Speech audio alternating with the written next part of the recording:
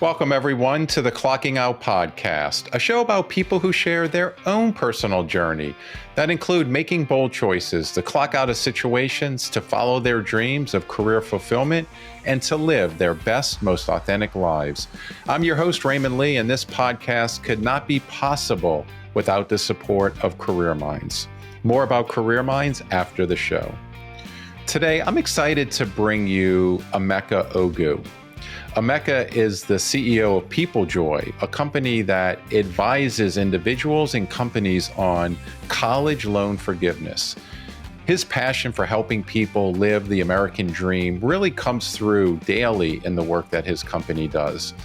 Emeka's journey began in New Jersey when his parents settled in the U.S. from Nigeria. His personal, inspiring story goes from the daily grind on Wall Street to launching a successful startup that connects to his upbringing and parental guidance. So without further ado, please enjoy Emeka Oguh and his Clocking Out story. Emeka, it's great to see you. Welcome to the podcast. Thanks for having me, Raymond. Yeah, I was just thinking before we hopped on here, I was reflecting on how long you and I have been knowing each other now. And it's been several years as, you know, we run in a similar kind of an entrepreneur circle. Right. And I've gotten to know PeopleJoy here over the last few years.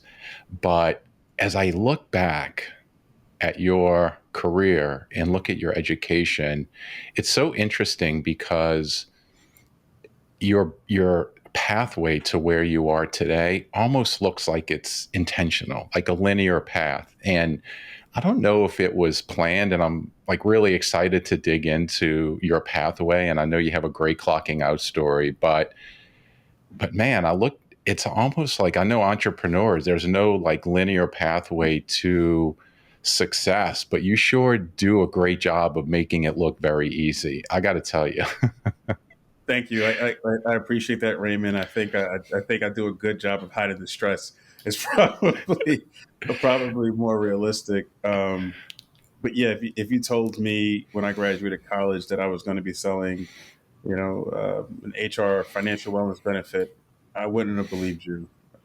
Definitely, I think the central theme is following my passion and following my heart, sort of throughout my career. But it definitely wasn't.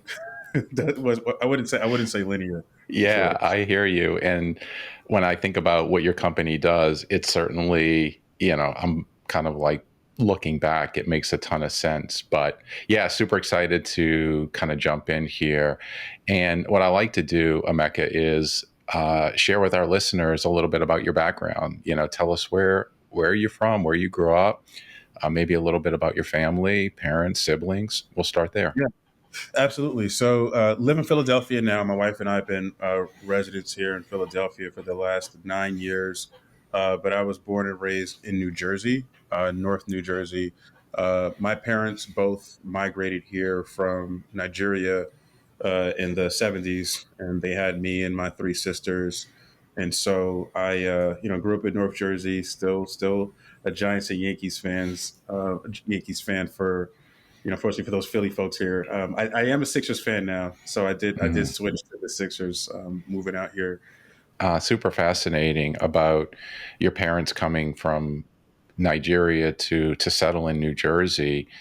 And I wonder if you can share a little bit about the influence that they had on you in terms of how that impacted you growing up, and even to the extent sort of deciding what you were going to be when you grew up.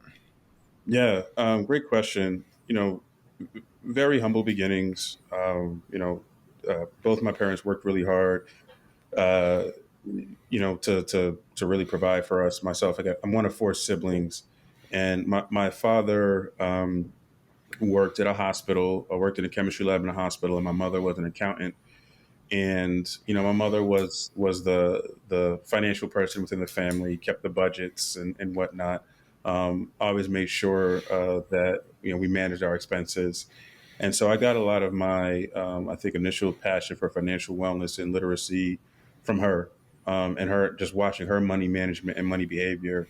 And I think I just got my drive for working, just from being one of four siblings. And at some point, if your parents can only provide so much, you have to go out and get a job if you want to sort of fill that gap. And so I started working after eighth grade. As soon as I can get my worker's permit, I got a job working at an office for my church. And with my first check, my mom said, "We're going to open up a bank account for you." And one of the first things she suggested I did was buy a savings bond. And mind you, I'm 14 years old. Uh, my intention was not to get a job to save the money; it was to spend it and try to work more hours to get more money. But I took her advice, and I remember this was like a series. It was one of those U.S. Treasury bonds, like a Series I or Series E or whatever. Maybe it's like 6.5, 7%. And I bought that savings bond, and I ended up buying more after that. And it really just taught me the value of delayed gratification and compounding interest and putting your money to work and having your money work for you. And that was my first look at that, my first understanding of investing and saving, and really my first foray into financial literacy. A few years later, she showed me, we had switched houses, and she sort of showed we had moved to a new house, and she showed me the amortization table for our house and said, "This is what a mortgage looks like. This is, you're making this payment, but 70% of it is going to interest and 30% is only going to principal. And this is why you end up paying 3 times or 4 times what the house costs if you pay the full 30 years." And she was just showing me how to prepay, someone could prepay a mortgage and it could move ahead. And so again, I'm 15, 16 at this time. This is like wizardry to me, but I was fascinating, just how you can get your money to work for you, and how if you didn't, how debt you could really get stuck with in debt in a disfavorable situation. So on one end, I'm learning a savings bond and how to make my money work for me with debt, and on the other end, I'm learning how if you don't manage debt carefully, you can get caught in a trap and never get your way out of it. So those things I think just really, if I look back and I'm now in a company focused on debt, I think I could trace it back to those conversations and that advice that my mom gave me when I was a kid. Emeka, I absolutely love that. I feel like every kid should have a mother like yours to teach them this financial literacy, how valuable that is. And I wonder if your siblings were as accepting of her teachings. I would imagine that, there's different personalities that exist in Yeah, the household, and you were probably one that gravitated to really understanding the power of money at such an early age. And I wonder if you were like the golden child when it comes to learning what she was teaching, or if that was like the case with all your siblings. And I don't mean to call them out on it, no, yeah, but it's just interesting. I wonder if they followed suit. yeah. I hear the golden child, and I can see my three sisters laughing because I'm probably far from the golden child. I was also pretty rebellious as a kid, but some things did stick with me, and that was one of them. I love There was it. a lot of other things that didn't stick, but no, in terms of like her business mindset, she definitely um, was that. I had other sisters that were more creative. Like my oldest sister, she was really artistic, and Mm. so I think my first entrepreneurial venture was in second grade. She had learned how to knit and crochet, and my mother had got her like a knitting machine. And so I went to my second grade teacher and I said, we know how to knit, we know how to crochet, and I started selling like her like stuff that she made to my teachers. Um, and then that also gave me my first sort of lesson in business partnership, because she said, "Hey, I made it. They gave me, let's say, 5, 10 bucks. Here's 50 cents or a dollar for your troubles." And I'm crying because I'm second grade. We should be splitting this 50-50. I did none of the work, but like I That's broke it. great.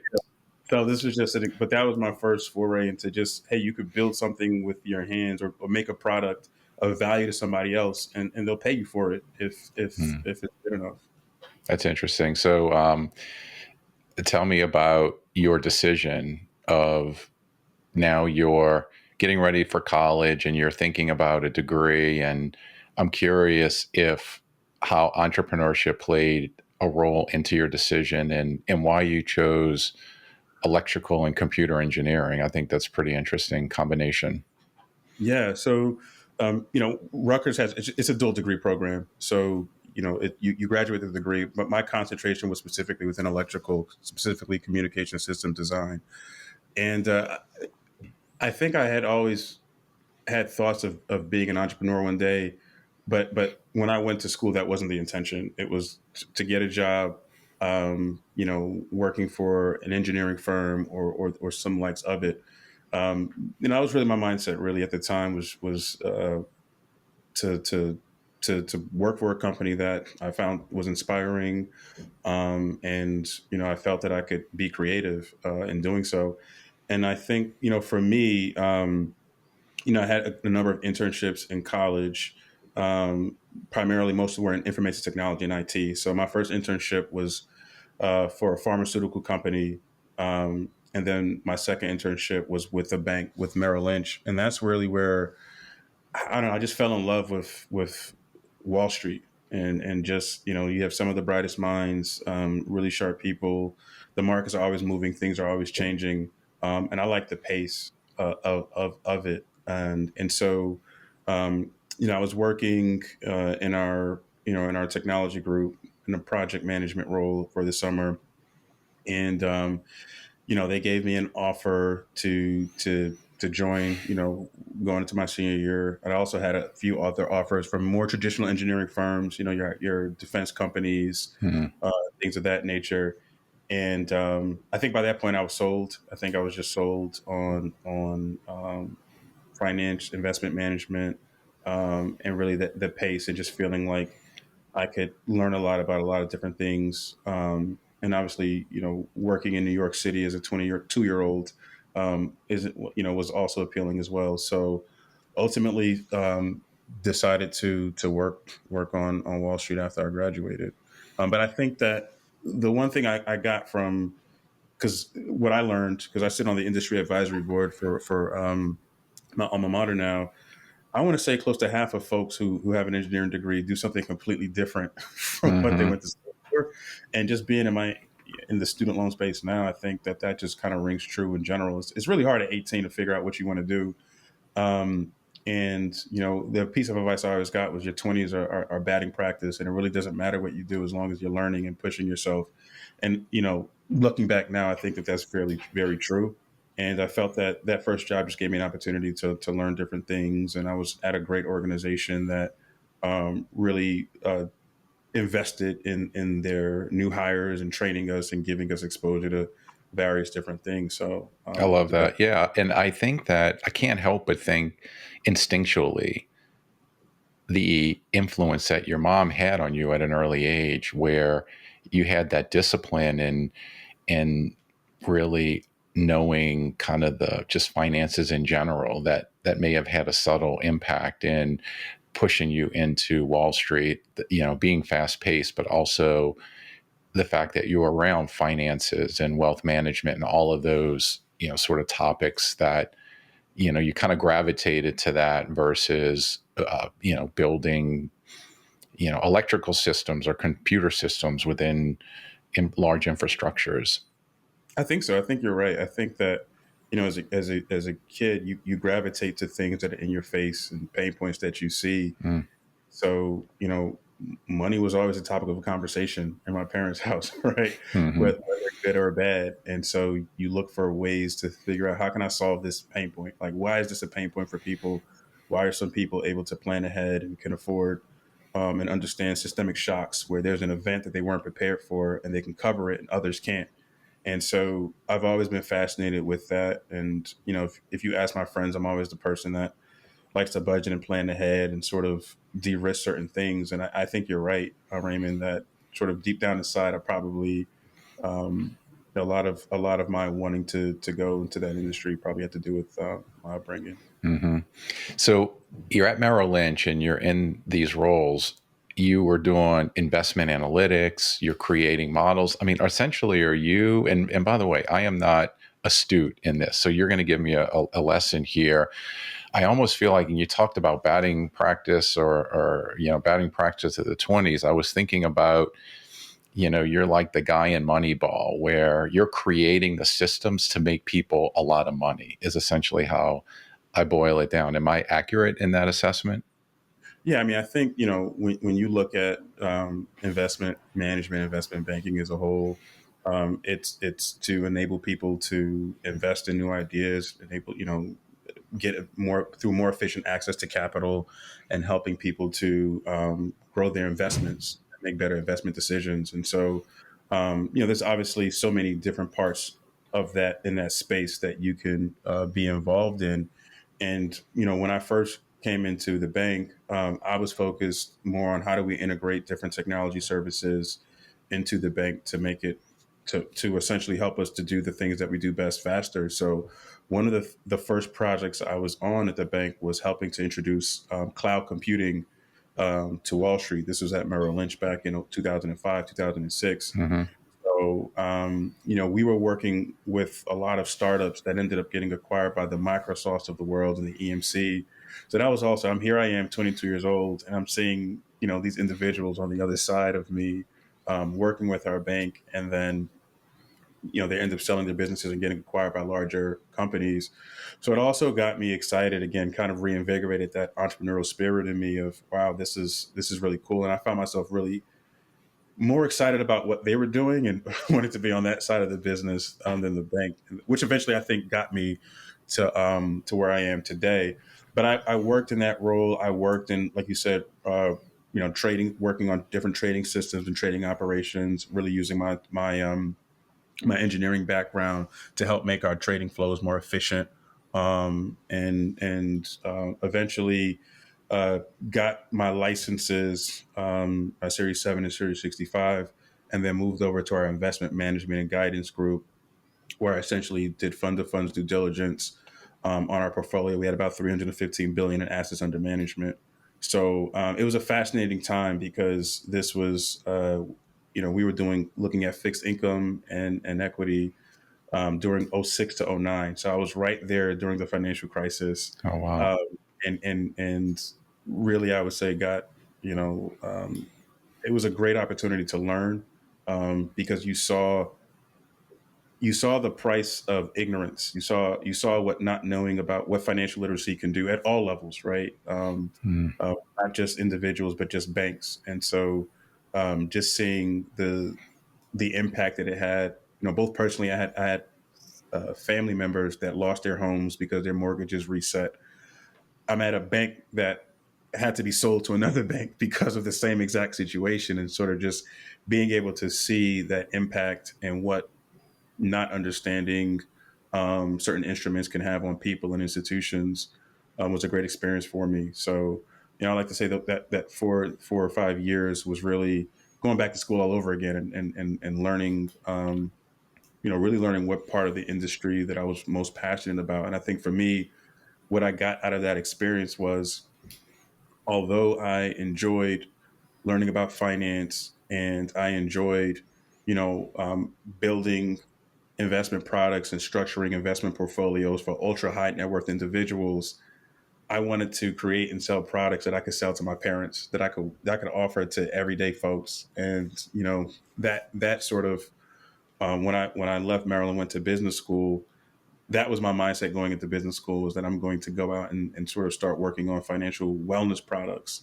that could help the mass affluent, sort of help everyday people with building wealth and understanding how to navigate some of these situations. Yeah, I love that. Your this whole financial acumen started at 15 years old. It played its way through your college. Now you're in grad school. You're like you're constantly thinking about this financial wellness, and it sounds like you graduated. And how did you go from like the Merrill sort of mindset to I am going to be an entrepreneur? Like it was. It was a shift, and it happened during business school. So I came into business school, and again, like I mentioned, I had gotten an internship in equity research at a bank, and the the promise was essentially, if you come here, if you join us full time because they gave me an offer. This was between my first and second year. we'll actually help you pay off your student debt. So ironically, I didn't take the job, right? Which was a huge decision for me. It was everything I thought I wanted going up to that point. My parents, again, very risk averse. They're like, hey, if somebody's giving you money and they're giving you a job opportunity and they're going to pay off your student loans, and you said no. And what happened for me was that business school experience was so transformational that I really, during that time, I learned that I wanted to be an entrepreneur. I wanted to work for a startup. So we were during my one of my our classes. So in business school, a lot of business schools, you do like these case studies where they'll look at a business case, and sometimes the protagonist of that case will actually come in to the class. So a case study is essentially an analysis of a business situation that the class all gets together, and we sort of debate on the best way to solve this problem that's presented in the case. And then in some instances, the entrepreneur or the protagonist of the case will actually come at the end of the class and say, this is how I solved it. And you can sort of measure yourself, what you guessed versus what actually happened. But anyway, for that one particular situation, it was a case study on an entrepreneur. And I had, joined all the entrepreneurship clubs and I had been going to different conferences, but I had never actually worked for a startup. And so for me, it was a curiosity about what is it like to work at a startup. And, just had the courage to come up to this protagonist, the CEO at the end of class and said, hey, I'd just love to come by your office one day and I just want to see what you do. Right. Like, I don't know what it's like. I just hear all these stories. You read things on, you watch the social network, you read all these things. But I just want to see what you do. And him being a very savvy entrepreneur said, "Great, I'll have you come in, but you're going to have to work, right? You're not going to be able to come in and shadow me." He's probably like, "Look, I can get some cheap labor from an MBA student and just have you do some work." And so the first day I walked in, they pull me in and they're like, "Hey, we want you to listen in on this call." And their VP of sales or head of sales is on the call with a potential prospect, and they're trying to close a deal, right? Maybe it was a few $100,000 or $1 million. I don't know the exact number, but I just remember thinking I had never gotten this close to the action when I was working at an investment bank, right? Where I'm literally, it's myself, the CEO, and this VP of sales. I just came in, it's my first day, and I'm being involved, and I just love that pace. I love that pace. I love building. I loved helping them kind of think through ideas. It was like every day you were just trying to figure it out. And I remember thinking like, I can't go back, right? Like this is what I want. It was a huge risk because, you have a bird in hands, you have an opportunity, you think you want to do something and you take this leap of faith to try to discover what it is that you want to do. And I knew that I wanted to be an entrepreneur, but I also knew that I still had some learning to do. And so my first thought during business school wasn't, okay, let me figure out what type of business to run. It was, let me figure out a startup that I can join, an early stage startup, and essentially help them build it, and then learn on their dime, like figure out what it takes to build a business and things like that on their dime, and that's exactly what I did. But it was a tough transition because, as you know, as an entrepreneur, building a business, you're looking for folks that can sort of hit the ground running or shovel ready, um, are aren't used to like having a lot of resources around them. And so I think that sometimes the knock for coming from a large entity with 60,000 employees plus to a small entity with 20 employees is that you're going to come in here, you're going to be asking for additional resources, and you're not necessarily going to know how to operate within a smaller framework. So I had to fight against that, right? And show folks that, hey, I can actually, create value from day one. I can be scrappy, and I can really do that. So I almost had to recreate myself and my sort of career path, because up until then it had been big bank, Wall Street, and so now sort of positioning myself to, hey, I want to work for a startup was very different. And so when I say it was tough, I mean, when I crossed the podium and got my diploma, I was unemployed. Right? So my parents are flying up to Boston and they're congratulating me. and I'm unemployed, right? And all my friends, they've got, these jobs in banking and consulting gigs, and they've gotten their jobs months before graduation. They had their bonuses, and that night, instead of celebrating, I'm packing up my stuff because I have an interview in New York, right, the next day.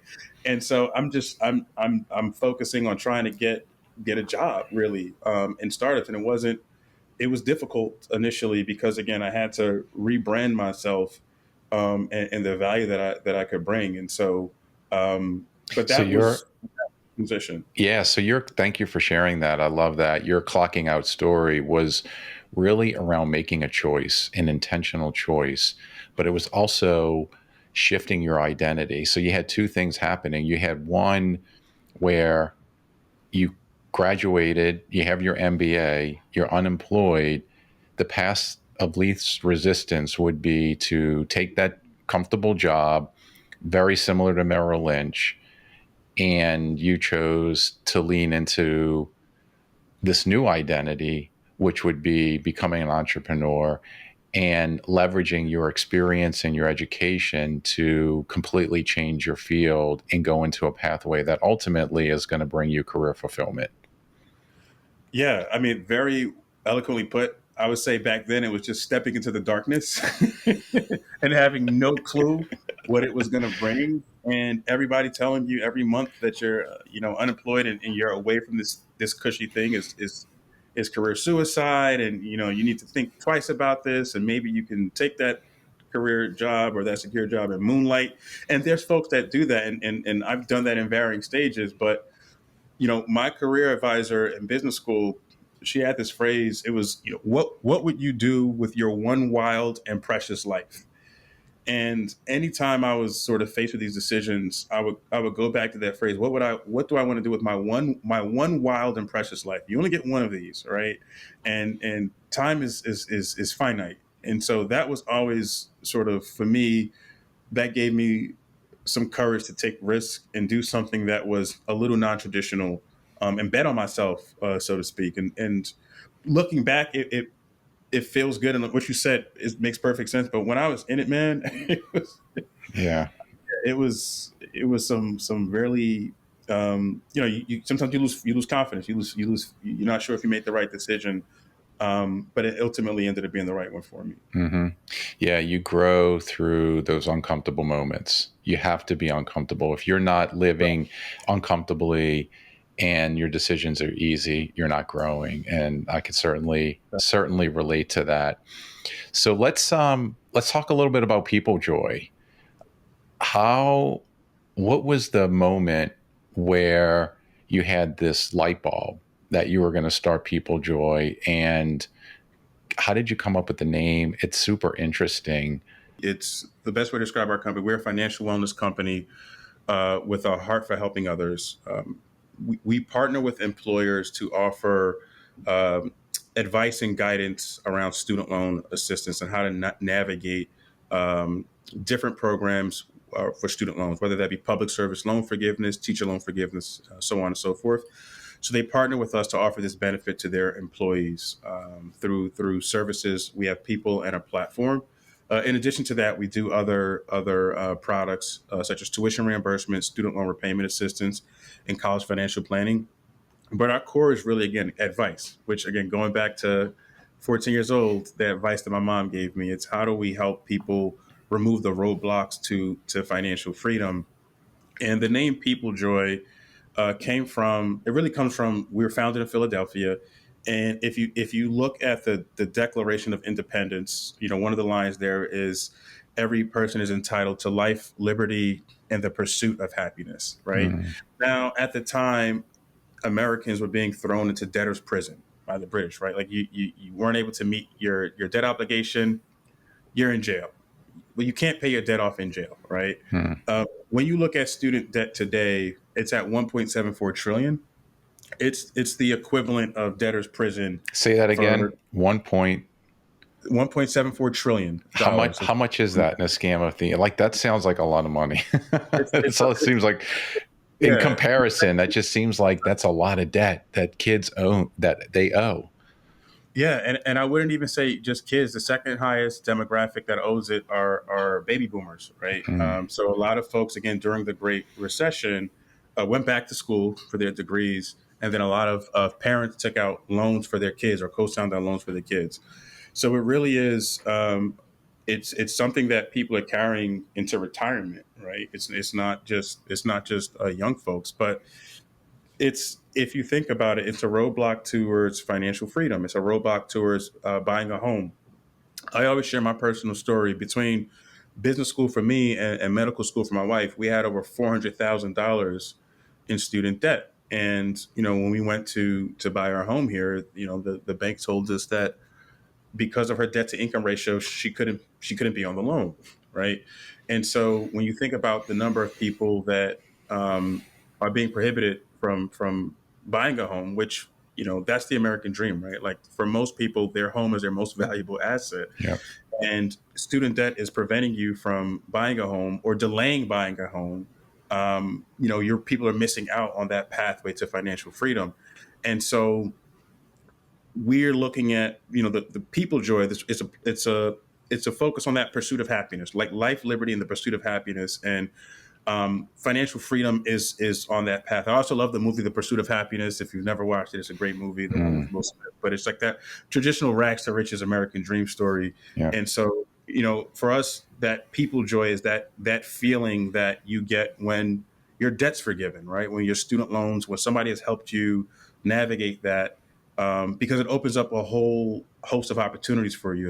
It opens up so many opportunities for you. When we help people get loan forgiveness, the first thing they're saying is, now I can buy a house, or now I can put money towards my kids' college tuition, or now I can save for retirement, or I can actually retire. And the the process for discovering and building people joy, I want to talk about this because I think it's important for anybody who's starting a business to really focus on something that they're passionate about. Mm. And I know everybody says that and it kind of gets trite, but the reason why I think it's important is that, like, a lot of startups aren't necessarily, or starting a business isn't linear. It's not always up and to the right. There are points where you have down moments, and if you're not passionate about what you're doing, you're going to tap out. You're going to quit, I think. And so, and I learned that from the startup in between, because I wasn't passionate about it. I was more opportunistic about what I was doing. And then when we hit those moments where every entrepreneur goes through it, do I quit or keep going? I decided, hey, this isn't really for me. And so in starting People Joy, one of the things that I did was I reached out to 20 people close to me and asked them, what's the number one thing that I'm good at? Because I wanted to build a business around what people told me that I was passionate about, and what people saw in me. And it was, hey, Emeka, you're good at setting goals and sort of working through and achieving them. And so, initially I've struggled with, okay, what kind of business would that be? But then you look around, there's tons of businesses built on goal setting. There's Peloton, there's Match.com with Peloton is the goal of losing weight, getting fit. Match.com, the goal of finding a mate. And so there's tons of businesses and business ideas around that. And so for me, it was, what is a financial wellness goal that I could help people achieve? And so we had, did some customer surveys initially and asked people, if your income doubled, what's the number one thing you do with that money? And some of the answers, the responses were, or that they could select from, was, invest in the stock market, buy a home, et cetera, et cetera. The number one response was pay down debt. Mm. And that to me was eye opening, because I realized that, initially when I started PeopleJoy, I was going to build an investment management product. I thought the reason why people weren't investing was because they weren't paired with the right financial advisor. So I really wanted to build a Match.com for financial advisors. But when I looked at this data, I realized the world didn't need a Match.com for financial advisor. They weren't investing because they didn't have money. If you don't Mm. have money, then you can't put money towards an investment product. So we have to solve. And why don't they have money? It's because of debt. And when you look at the types of debt, student debt, this sort of fit out from the rest. I already mentioned I dealt with it myself and my wife. And I also saw it as a type of debt that we could get employers to participate in helping eradicate, because most of us accumulated student debt to be employed. Any employer that has a college degree is required as part of their hiring process is in some ways responsible for the student debt accumulation. If you're telling me I need a degree to work for you, and I need to borrow money to get said degree to work for you, it's sort of there. So that was the original sort of premise of starting PeopleJoy. And we've really just, in listening to our customers and listening to employers, have evolved into this digital advisory platform that helps employees navigate the complexities of student debt, whether that be public service loan forgiveness, refinancing, so on and so forth. To date, we've helped employees receive over $50 million in loan forgiveness. I love that. I love how, if I can go back to your thought process around you really doing some soul searching to figure out what really was going to motivate and inspire you to build a company that you could build that was bigger than you. And it's almost like you took a course in design thinking, because it seemed like it was a real well thought out kind of process. And I know a lot of people that listen to this podcast are at that pivotal moment where they're trying to figure out what is that next step. And your example was, I thought, beautifully articulated, where you ended up creating a company that ultimately addressed a need that many Americans face today as it relates to student loan debt. And the impact that you're making, one life at a time, is truly remarkable. So I commend you on all the work that you're doing and the impact that you're making to families around the country. So, Emeka, what advice would you give entrepreneurs or individuals who are at a pivotal moment like you described, where you're sort of thinking about what is going to be that company that you're going to make an impact? What advice would you give someone who could be either in career transition or unemployed, or maybe they're in that job that they're just not feeling fulfilled and they want to try something different, or maybe take a step in entrepreneurship? What advice would you give them as they're sort of thinking about what that opportunity could look like? That's a great question. I feel that entrepreneurship is a constantly evolving journey, and there's entrepreneurs like myself or like you that have gone out and built our own business, and then there's entrepreneurs that have chosen to remain within a company. And so you can be an intrapreneur, right, where you're essentially building a new role for yourself or a new business line within the company. And I would always say start there. When I was at Merrill, I was an entrepreneur, right? I would start. I started a technology advancement program for analysts where I saw that I would talk to my friends in Japan, or I talk to my friends in our London office, and we were kind of working on the same things but in silos. So let's break these silos and sort of create these. And so I would do things like that internally just to kind of scratch that itch. And so, like, if you have that opportunity within an organization to create something for yourself, I would say try that route, right? Like, you can always do that. Again, depending on it, because it all depends on your risk tolerance. And a phrase I always say, I'm a little pessimistic with this, is that the people always say the grass is always greener. I say the grass is brown on both sides. There are some, I'll be lying if I said there weren't days where I said, man, it'd be nice to just, work at a company and sort of have that structure and protection. Yeah. So I love how you describe this idea of entrepreneurship, because that's most of the workforce, right? Like, they're working in jobs, and this idea of being an entrepreneur and looking for those opportunities where you're stepping out of your comfort zone to stretch yourself and grow, I think is great advice for those entrepreneurs who, within their heart of hearts, want at some point to externally take that risk. So I love that advice. So, Emeka, we're wrapping up here, and I want to, first of all, say thank you. Love this conversation. This is fun. I really appreciate it. You Yeah. invited me. And kudos to all your success. Thank Just you. the journey. It's obviously hasn't been a linear path like we described in the beginning, but you certainly have built a successful business, and I love the work that you're doing. But with that, so two things. How do people learn more about your company? How do they find you? We'll certainly have that in the show notes, but how can people find you? Yeah, they can visit our website, www.peoplejoy.com. We're on LinkedIn, PeopleJoy, Instagram, Get PeopleJoy, Twitter, Get PeopleJoy. So yeah, we'll send you all that information. They can reach Great. out to me, my first name, Emeka, at peoplejoy.com. Nice. Pretty forward. Nice, Emeka. Great to have you on the show. Thank you again for all your time. And for everyone who are listening, thank you. Until next time. Hello, Raymond again here. Thank you again to our sponsor, Careerminds, a global provider of outplacement and leadership development services. You can learn more about Careerminds at careerminds.com. And if you'd like to connect with me about your own personal career journey, you can connect with me on LinkedIn as well as on Instagram at raymondlee.co. Until next time, remember, if you're stuck or unsure of your career or future and think it's time for a change, I would encourage yourself to ask these 3 questions. Does my career or work make me feel alive?